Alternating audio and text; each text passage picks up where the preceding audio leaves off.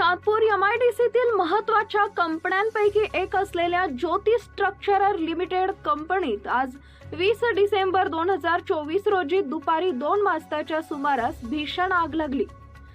या आगीमुळे कंपनीच्या मालमत्तेचं मोठं नुकसान झालं असून सुदैवानं कोणतीही जीवितहानी झालेली नाही। प्राथमिक माहितीनुसार सातपूर एमआयडीसीतील प्लॉट नंबर 2 या ठिकाणी देखभालीसाठी ठेवलेल्या एका टँकला आग लागली।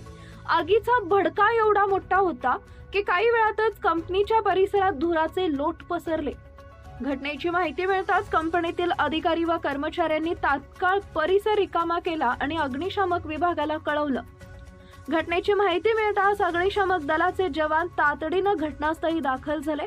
आग विझण्यासाठी सिडको, मुंबई नाका आणि शिंगाडा तलाव येथून अतिरिक्त फायर टँक मागवण्यात आले। जवानांनी आगीवर नियंत्रण मिळवण्यासाठी अथक प्रयत्न केले।